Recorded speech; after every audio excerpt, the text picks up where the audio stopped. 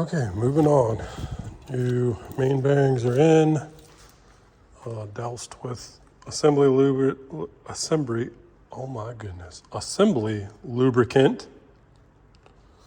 So I don't have brand preference. I don't know. This is just some off-the-shelf stuff. I don't care what you use. It's all going to kind of end up being the same thing. One of the things I do like to do is I'm doing this process, I'm about to torque down the mains. So I'll do, one step and then check it. And then another step and then check it, or whatever, And then that way, if you run into a problem or a bind or whatever, it's at least at that step, right? And that way you don't do 10 steps and then you got to go back to the second one, start over. On these LSs and Vortex, if you're going to be, that guy, you have these side bolts on your mains. So none of these are tight yet. They're just kind of drawn down. You got your 4 caps and then your 2 on the side. So there's 6 per main, right? Well, these side ones, you got to put some sealant on them. So ain't nothing special. I just dabbed some RTV on there, whatever. But before you start torquing down on these, you want to make sure you got all the side ones with sealant on them and started. You have plenty of time before the sealant gets tacky. Don't worry about it. So looking in the book, we are main bearing cap bolts.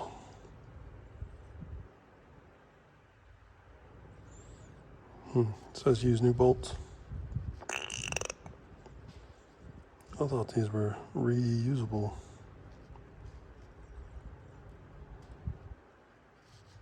Okay, well, whatever. I'm gonna check on that in a second, but let's look at we're in a 6.2. We have a sequence on this page. So 6.2 sequence is gonna be there. Everything else, and the LS9. Well, that's a 6.2. All the other LS1, LS2, LS6, LS7, they're all going to use this sequence, which I'm not sure there's a difference. 25, it's obviously some kind of difference. 27, 25, 27. So anyway, but you're going to do 1 round. So go do step 1, 15 foot-pounds. And then 15 foot-pounds on everything. So step 1 on everything is going to be 15 foot-pounds in that sequence. Then your step 2, an additional 80 degrees, an additional 51 degrees, and then 22 foot-pounds. So there's 2 ways you can go about this. You can get you a digital torque wrench. I got a 3/8 and a 1/2 inch drive, and those have angle on them. Or you can get one of these, and this just goes in line. You zero it out, you move it, pay attention to what you're doing, and then you got to read your angle. On the digital ones, you just kind of set it and it'll beep at you when it's time. So let me check on these main bolts. I didn't think they were torque to yield, but I could probably be wrong. So let me look at this real quick, and then if not, we're going to get back to torquing. If they are torque to yield, we're probably still going to get back to torquing. So we'll see. All right, a quick trip around the goggle, and it says there's like one engine article, engine builder or something, I don't know, on all cylinders. I screenshotted it, I'll inset it, or however the hell I do it. It says they are reusable. These are not torque to yield, they're torque to angle. So it's got a torque spec and then an angle, but the article says something about doesn't get into the yield range of the bolt and blah, blah, blah, blah, blah. So we're going to tighten these things down and move on. Pardon. So that's what we're doing. So we're going to do our first 15 degrees in the sequence stated in the book. And then we'll go on the second pass with the angle, and I'll show you how that works on the digital torque wrench. And then, yeah, the side ones will be a torque spec 22. So let's get after it with some 15 foot-pounders. Okay, let's move on to getting these rods ready. I still don't know if my piston ring compressor is going to work, so we're just going to work until we can't work no more. So when you get a ring set, it's going to come with this. Rate it. That's what you need to know. So anyway, you got, if you don't know this information, this is for the, you know, you've never done this before kind of thing. You got 3 rings here, your top ring, your middle ring, and then your bottom ring land actually has 3 rings in it. So look at your ring pack. Top groove, second groove, and then your bottom groove. So your bottom groove is going to be comprised of these 3, or 3 of these, whatever. You got your oil control, your oiling ring right here.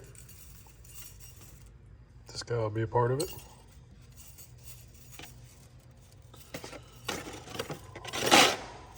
And then, oh, come on now. 2 of these. So your ring manufacturer's opinion there will tell you exactly how these need to be faced. And this is what this is all about. Some rings need to be up, some rings need down, they need a top, they need a bottom, the dots need to go somewhere. Sometimes the, you know, there's all kinds of stuff. Read this, then figure out what you have, and then assemble it as such. But anyway, top ring, pretty simple, goes in the top groove. Second ring goes in the second groove. And then this pack goes like this. So you have one of these on the top, this oil ring, and then one on the bottom. So basically, the one thing that you need to get right on all of this is when you set your rings, they need to be clocked in a certain manner. Damn, just dropped those. Anyway, they all have an end to it, right? You do not want all of your ends in a line. So what I like to do, you look at your piston, see this dot on the piston? Guess where that goes? To the front. So I'll orient this way, I'll put my top ring, I'll put my second ring, and then I'll stagger the 3 other rings. You know, just find you a pattern and make sure none of the ring ends have an overlap. It's pretty simple. Now, if you're looking at some top end stuff, they may want it oriented in a certain manner. I'm not even going to get into filing rings and none of that because I'm not doing it on this engine, but you can find another video on that. I have done it before, got stuff to do it, but so this is going to be pretty simple. And that's about all the information I got. So I'm going to see which rings I have and which ones, you know, some of them, they got a Napier. Now, Napier is a funny word for a weird bevel, and these are square. But no, they're not. See, there's some kind of lip on this, so I need to figure out. And then most of them have this dot to orient towards the top. See, there's a dot on this one, a knot on this one. So pretty simple stuff. Just read that, do what that says. Stagger your rings, compress them, or hold on, lubricate them. Lubricate your bore, compress it, put it in. Be careful to not gouge your rod, A, down the cylinder wall, or 2, on the journal. Now, I like to set my journal straight up like that, so it'll get to it closer. Make sure you put your ring on, make sure you put assembly lube, make sure you put your bearing on the rod, assembly lube on that side, assembly lube on this side, and then squeeze your oil down in there. So it's pretty simple stuff. Takes a little time, it's time consuming. And I don't torque them. You know, there's a torque sequence, so don't tighten it. Get it down there and like snug the bolts up to where it's not just a ton of sloppy slack and you don't risk dinging something. And then when you're done with all 8, turn it over, go through the torque sequence, torque them all down. Like I said, as you do them, torque 1, roll it, move it a little bit. You don't have to do full rotations, just move it. Make sure you're not in a bind, and keep going. As you can see, I did the mains. She moves real good. So, well, that's all I got for now. All right, we got all of our connecting rods in, torqued down. Everything's free spinning, nothing binding up. Important thing when you're using aftermarket hardware, go off of the torque specifications of the aftermarket hardware. I'm well aware that it is highly recommended when you change these bolts out, ARP, that this goes to a machine shop and the rods are torqued and sized and honed and all that crap, but we're not doing that. I'm also aware that these are supposed to be stretched. We're also not doing that. It does give you a torque specification, so it's 40 foot-pounds in the absence of stretch. That's what we went with. So, and then aftermarket hardware, most of it's gonna ask you to put a thread lubricant on there. Do it. So when you're ordering the hardware, some of it comes with it, some of it doesn't. None of these rod bolts came with it. So if you're ordering this stuff, just keep that in mind. Make sure you order some thread lube. All right, so the motor's back together. Ready to go. She's set up, ready to go. So I was gonna go do that first thing, and I was like, well, I need to put the cradle, I need to put it on the cradle and get the cradle on some cribs. I don't have enough cribs. So I went to the store, bought some wood, made some more. That takes forever. But while I was like, well, while I'll be doing this, now would be a good time to hitch this thing up, bring it out, throw a little pressure water at it. So cleaned up all that fire extinguisher and fire mess. I'm sure he'll appreciate that. Did what I could with it. So did that, and then while I had the pressure washer out, pulled this pile of junk out and hosed off what I could over in this general vicinity where the power steering is leaking from, where power steering is. So hopefully I got enough junk out of the way that I'll see like fresh fluid dribble, if you will. But yeah, you can tell it's been leaking because there's shit all over the floor, and all I've done is roll it in here. It's leaking there too. So it's a leaky pile of crap. It won't even keep itself running. Anyway, I'll deal with that later. So right now, I'm gonna clean this mess up and get everything operationally ready. I'm gonna get these cribs sorted out. I might get a mobile. I might do, I got these other wheel dollies. I got 4 of them, so I'm thinking about putting these on wheel dollies, assembling the driveline here, wheeling her around over there, dropping the car down on there. So that's my plan for now. I think it's a good plan. So we're gonna start slapping some more stuff together and get on with our day.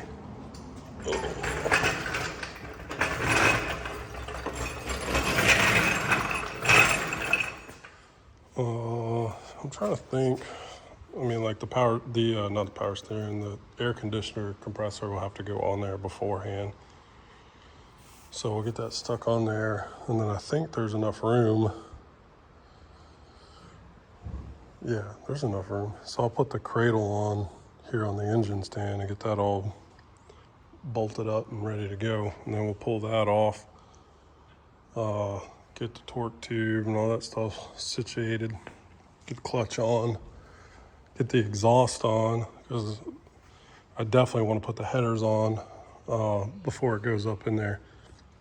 And that way we're not fighting with header angle and having me up top and on the bottom and all that shit at the same time. So, do you think we're good? Hopefully, he owes me some fluids and filters and such, but this thing should be ready to fire tonight. I said that yesterday. It didn't happen, but today's a new day. So I'm gonna get it. Pretty slick, ain't it? Got lucky. These are my old ones I made, whatever. I don't even know the measurements. 14 inches or so, a little under 14. So those fit perfect. The ones I just made today are a smidge too big. So I had to trim them to fit. They sit in there, and it rolls around pretty decent. So I got me a little Corvette rig now. Did the cradle and all that on here. I still need to put the, what you call it on there, balancer. But I think I gotta wait until I get this harness up here so I can bolt it in. It's just fine, I can do it in the car. I just gotta do it before I put the rack in. So right now what I'm gonna do is hopefully this pilot bearing just comes right on out and it doesn't turn into an adventure like most of them do. But anyway, I'm gonna mount the clutch. I'm gonna get the bell housing on. We're gonna get the slave on the torque tube. We'll get this moved around. Yep. Get the torque tube mounted to there. Then get the torque tube mounted to here. And then wheel this bitch on off where it belongs and get it up. Did I say the exhaust already? So clutch, then the headers. Well, I'll probably do the torque tube, then the headers. That way I just have some stability, if you will.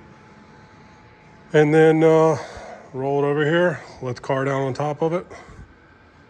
Put my 8 cradle nuts on there and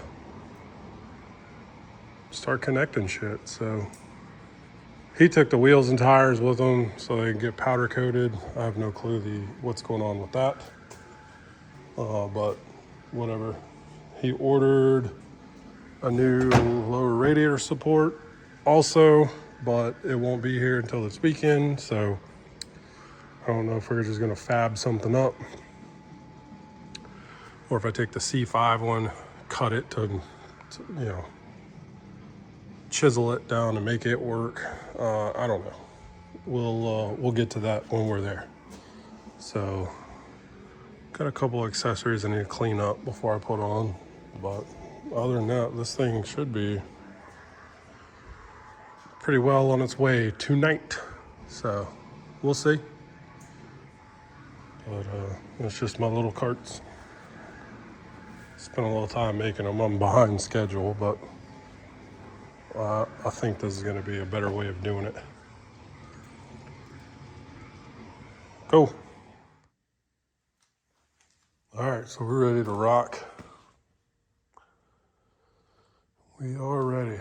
About everything's on. Alternator can't be on. It'll hit on the frame. Everything else, whole rest of front accessories on, racks in.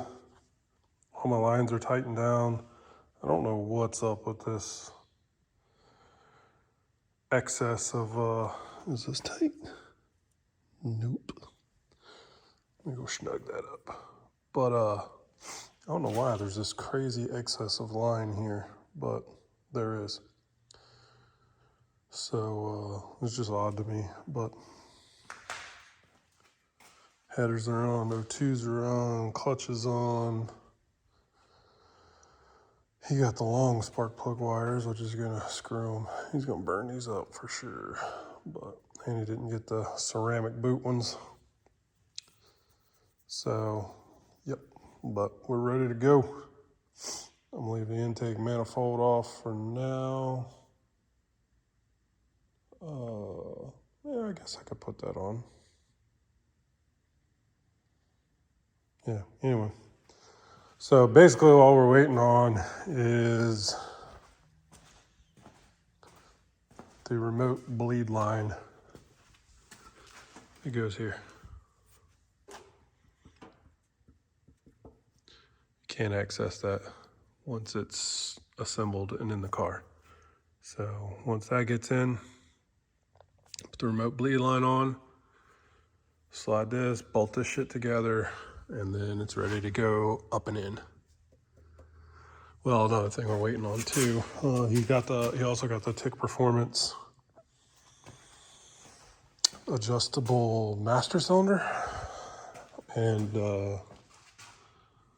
it would be a hell of a lot easier if you've ever done one on these to get to that standing here in this hole. So, some of the shit will get out the way, but this is the hole you got to deal with. So, you got the engine in the way right here, you're upside down over the top, working blind through that hole. Oh, shit. And so I'm gonna knock that out real quick and then get the drive line over here and then up. And then we're done. Except for everything else, but that's all we've been waiting on, so.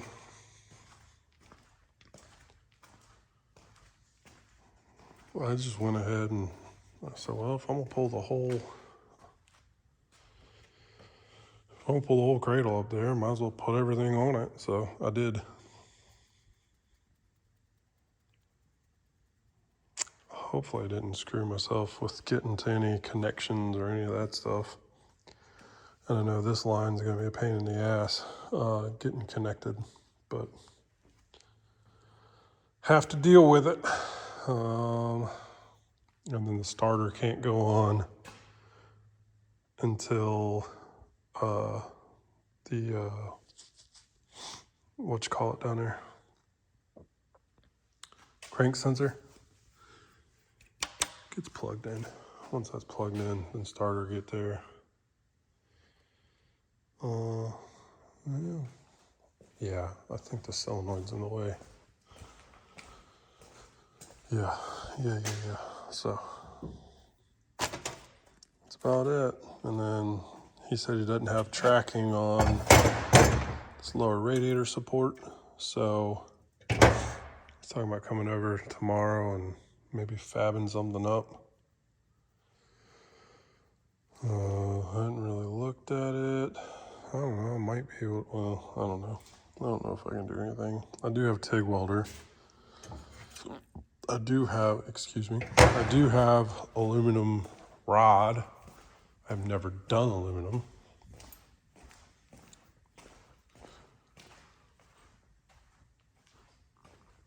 What I do have is highfalutin TIG welder and some aluminum shit. So I don't know. I might bust it out and mess with it. See if I can tack this back together. I don't know. So that's about it. I'm just waiting on them parts. Once some parts get here, then we can throw this thing in there, finish it up. It still gives me a bunch of fluids and a couple miscellaneous things, but hopefully next day or two, this thing's fired up out of here, on to getting paid.